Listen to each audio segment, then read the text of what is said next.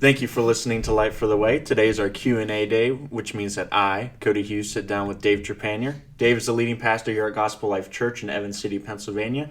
Today we're going to be talking more about COVID-19. I'm sure everyone knows all about it by now, but we're going to be talking more post-pandemic stuff, talking about what we might see after a lot of the main hysteria, and maybe in the coming months, if it happens, when all of this kind of blows over, as everyone says. So that's going to be the main point of conversation in today's Q&A. As always, we love to hear from you guys. We have phone, website, and social media. Phone number is 724-538-8341. Website is gospellifechurch.net. Social media for Facebook is Gospel Life Church Evans City, while Twitter is Gospel Life EC. Hope you enjoyed today's show, and let's just jump into it. How are you doing, Dave? Pretty good. Pretty good. Kind of over the isolation part. You? A little bit. No, I'm doing pretty good. You getting up all the movies you've been wanting to see, probably? I have my mask here. Oh, very nice. Made at the church, probably? Mm-hmm. Made at Gospel Life Church in Evans Evans City, been, Pennsylvania. handing them out on Saturdays, and we're probably in over our heads with the amount of people that want masks, but it's a good ministry. It's a good opportunity to kind of, serve the community. Our kids have them. We had to. So my goal, we'll get to the Q&A in a second, but my goal was to get through this, time of social isolation without having to go to the hospital or urgent care, and that was defeated yesterday. We had to go to urgent care. So it was a new experience for us. Was it a kid accident? It was. Yeah, we got a nail all the way through a foot. So, yeah. Wow, like something in all and the way out? through. Yes. Yeah. Wow. Yeah. So anyways, we had to, thankfully we got there at a time where it wasn't busy. So we were able to go right in, or else we would have had to sit in the parking lot. Wow, that's crazy. Yeah. Let's just talk about that for now. Yeah. Let's cancel the Q&A. But other than that, we're doing pretty well. And the good. kid it happened to is, she's a trooper, so she's fine. Okay, that narrows it down a bit for me. Yeah. But so let's just jump into what we're going to be talking about post foot through nail, or nail through foot, as I should say.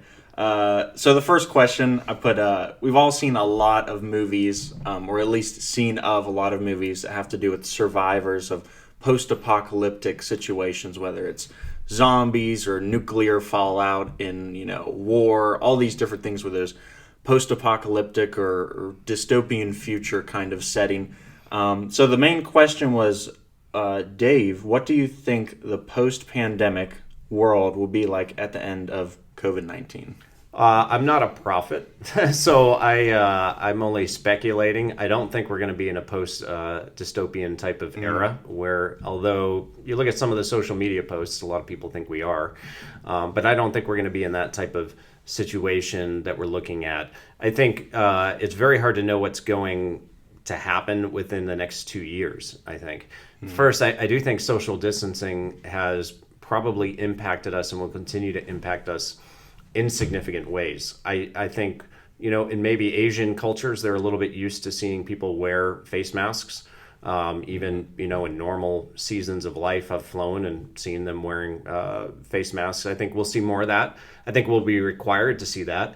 I think some of the major social gatherings are going to take a long time to be able to get back up and running as normal. And what I mean by that is, even if they're allowed, I still think it's going to take some time for people to adjust to getting back into public with a lot of people. I do think education has greatly been impacted. I'm not a sociologist and won't be able to tell you what the long-term impact of that is. But I do remember when this started, I said, I think a lot of colleges will close because of this. I don't know. But here's what I'll say from where my world is, and that's in a church world, is first, I think for many churches, this has caused them to get a little bit more tech savvy. So I think we're going to see a lot of people in churches, a lot of pastors take a little bit more seriously the impact that they can have on the web, because we've been forced to do that. It's funny because, like 6 months ago, you had pastors ranting and raving about how horrible Facebook is. And then, once this started, it was like, we need a Facebook account and we need to get it up right now. So I think that churches will be taking more seriously a corner of the market that many of them have been hesitant to do.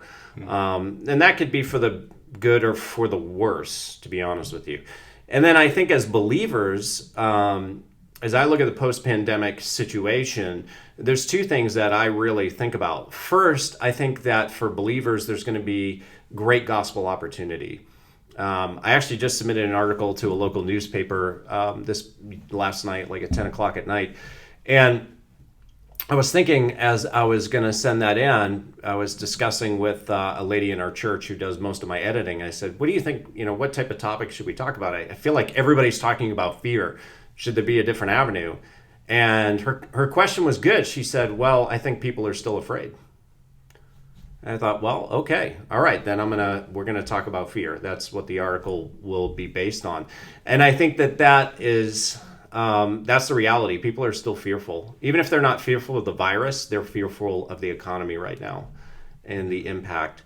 Some people are still very fearful of the virus. And so I think that Christians post-pandemic will be able to kind of go back to that. We'll be able to talk about that. Hey, do you remember the sense of frailty that you had when we went through this? How quickly everything changed?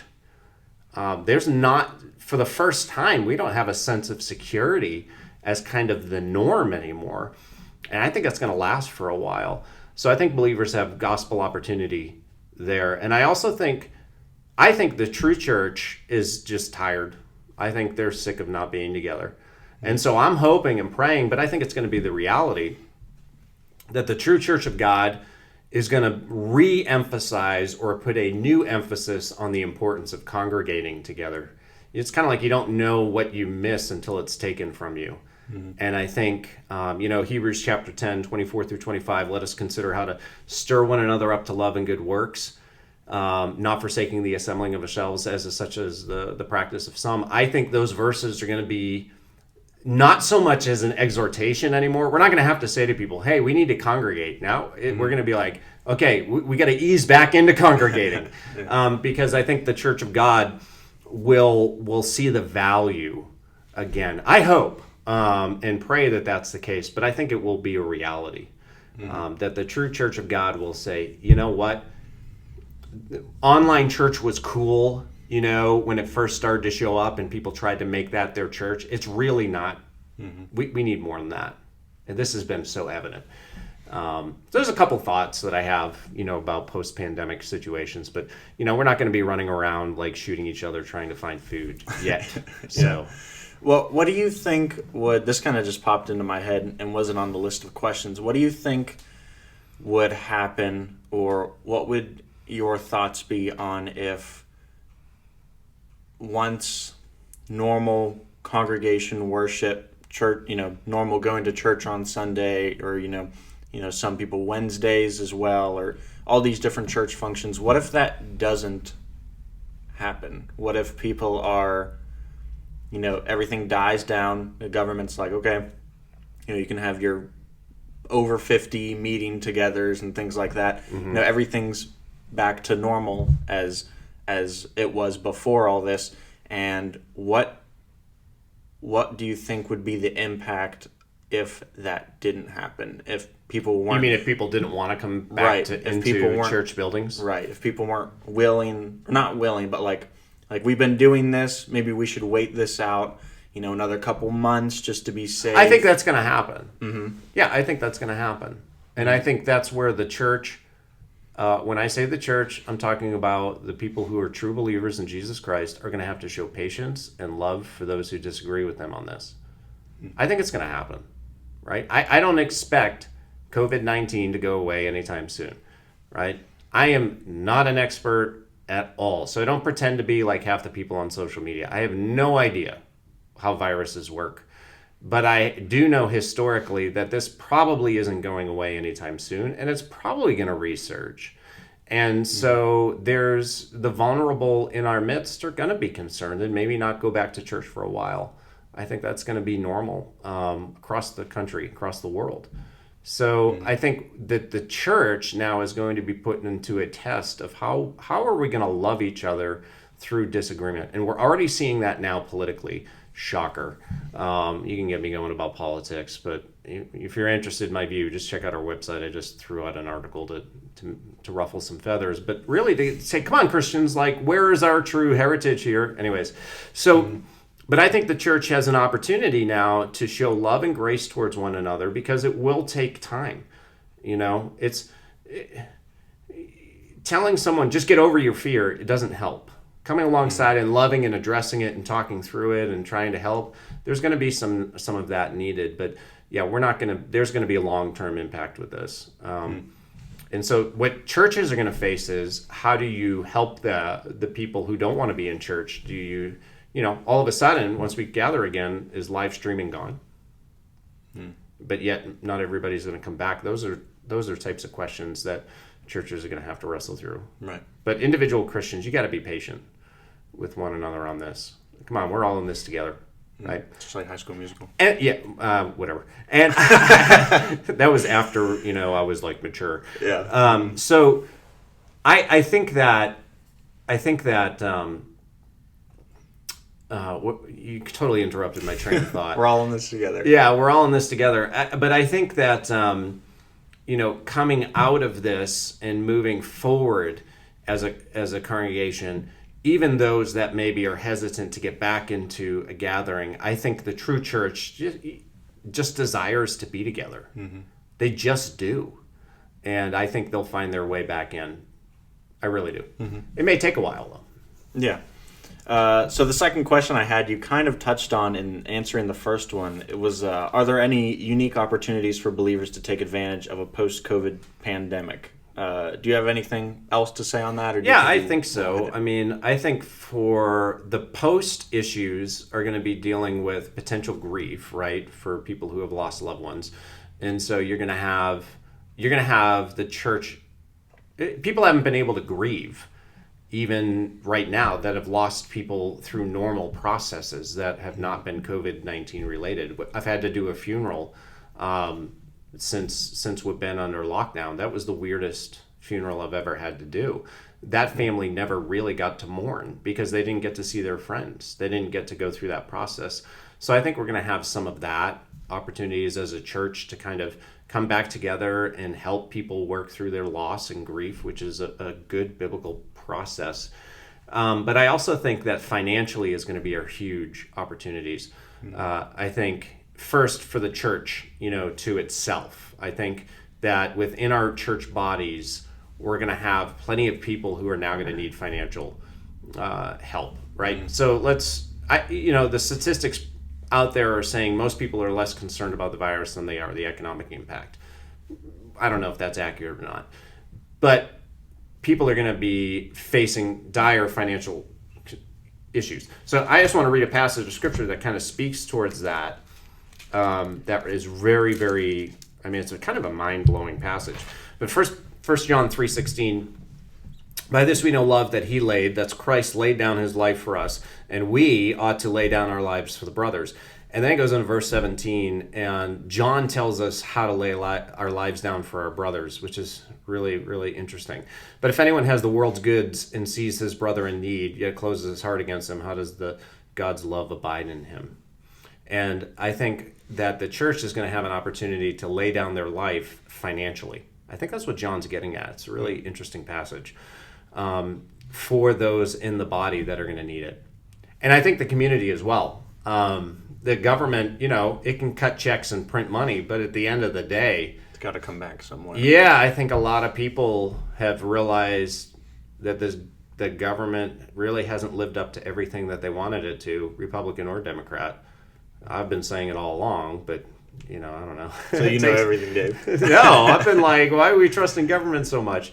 Not that I'm a libertarian or whatever. I'm not talking about political views. It's just the church is going to have the opportunities it's always had historically to help out with people. And then, so I'll just give you one more, that as we're exiting social isolation, that right now I think the American church is at a crucible of where's home. it's amazing to me how quickly we're willing to throw out a lot of clear passages. 1 Peter chapter 2, honor the emperor, Romans 13, 1 Timothy 2, Titus 3. All those passages are passages talking about submitting to authority, governmental authority, written by people who were killed by the government they told people to submit to. So just perspective a little bit.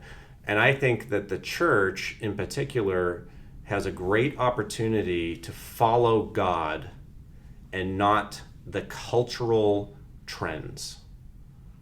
And to say, okay, we do this because we honor the Lord, not because so-and-so we think is respectable or whatever. And I would say that under any president of any time, that we've always had those opportunities, but now we're really getting forced to work through that. Yeah, I was just kind of thinking while you were saying that. I see there's times in history where there are very evident opportunities for believers to show their kind of where their allegiance is. Yeah, right. Like, for some reason, my mind was brought to like the Cuban Missile Crisis. You know, even in a lot of fear of nuclear war, a lot of fear of like a World War III, maybe. You know, just a lot of, you know, there's bombs hanging over different nations and things like that. And while it's not a virus, I feel that situation kind of lends itself to the situation we're in now, where a believer can show, hey, even in this time and even in this uncertainty of, you know, for a lot of people, death and maybe nuclear war, much more death than would be on the scale of a virus. But it's still a situation where a believer can say, hey, I don't know if they're going to drop the bombs tomorrow, or if I'm going to get the virus tomorrow, or what my world leader is doing about this situation that I know how to solve the situation, but my world leader isn't doing what I want them to do to solve the situation. I think there's a lot of points in history where you can see opportunities for that clear cut, like, I'm going to choose the Lord and not myself, my fear, my trepidation, you know, those kind of things. Yeah. I mean, the mark of Christian maturity is disagreeing with your authority and submitting. That's not the American ideal. Right. But I don't really care. I care about what the word says. There's a place for civil disobedience. It's called when God and country are in opposite directions. I follow God. But that's not what I'm seeing right now. Right. Yeah. Yeah, I just thought that was No, that's a good point. cool through history. So kind of refocusing back onto the church, and specifically our church, how has our church, Gospel Life Church in Evan City, handled this pandemic, and in what ways do you, Dave, think that we will be stronger once it ends? I know you kind of touched on it. Yeah, I mean, how we handled it, probably not as good as we could. You know, we're a little late on some things. You know, I think for our church, we've as leadership, we've accepted the fact this is reality right now. So online church is the reality. So, you know, we've had to adjust to that. We've kept prayer meetings going via Zoom. We've all had to learn how to mute ourselves so that, it's been a fun process. Yeah. I will say, talking with the Keith, who leads the youth, that he said his first time being with the youth on Google Hangouts, he said it was like, he didn't have to teach him anything. Everything was fine. You know, so many struggles when we tried to do it. Yeah. So, but I think, we've handled it as best we can, missing that in-person interaction. Opportunities have been really brought to us. Right now, the mask thing is, for instance, something that, a couple of people in our church had a burden over, and, hey, what if we started making masks? And we recognize, all the details of what masks can and can't do. We get that. But we also recognize that our state, as of the time of this recording, requires them. And a lot of people don't have that opportunity. And so the masks for us is a twofold thing. It's to help the community, And then secondly, I think to get the gospel in people's hands. Everyone who gets a mass gets a gospel message. And because, we want it, we love them, we care about them, and we recognize that many people will take that piece of paper and throw it out. And we still feel like, okay, we've helped them, but we really want to see people come to know the Lord. So we've had those neat opportunities. We get another one by the time this airs on the radio. It will have been done, but I think we're going to keep doing this for a while. I just think Mass is going to be normal for a while. But I think our church will come out of this. I do think more focused on the fellowship and the importance that we need to have together, of just being together as a church. I see that coming out of it, and God's been equipping us, as a church. Sorry, I was just checking the audio there. As a church to, do different avenues. Thankfully, I think I'm almost done my dissertation. I want to write more and use it to help the church and gear towards the church. So there's a lot of things that'll come out of that. Mm-hmm. So shifting focus towards a past event, Easter. What are your thoughts on the Easter that we experienced under the stay-at-home order? Was there any specific significance to our situation in the world today? And for people that don't know, Gospel Life Church, we for Easter. Every Sunday Dave will put a sermon on, that we would normally have in the church, and we post it onto YouTube, Gospel Life, or Light for the Way, I think it's on the Light for the Way channel. Post it. You actually see it on Word FM's website. A lot of people there might be listening in. It airs at 8 in the morning, which is early for some people, but it's available after that throughout the day. I think it was annoying. I'm not a huge fan of Easter like that. I think God designed us to congregate as a body, and so I hope we never have to have an Easter like that again. But the reality is the resurrection is still true if we can meet or not meet, and so that doesn't change. But I hope we never have to do it again. Yeah, that's my thoughts on that. Yeah, I believe we used to do a thing where we would go to, we would go to like a cemetery? We would go to a cemetery until I realized half the people there were dead. They weren't even alive. Like, why are we here? Not physically. No. As the word puts it, they were asleep. I think the last year we did it, I asked everyone and said, do you really like doing this? And they're like, no. I'm like, okay, that's fine. We're all tired. I'm breaking tradition. That's okay. So this final question is more of a personal question for you. Dave, in what ways has this virus changed the ways that you worship, fellowship, and see the gospel, etc.? Anything else?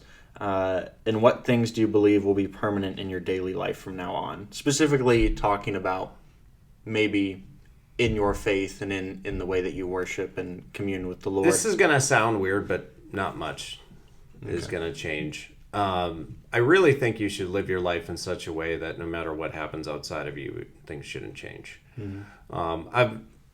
What's changed is I've probably almost finished writing, my huge project. So now I have more time to read books I want to read. Right.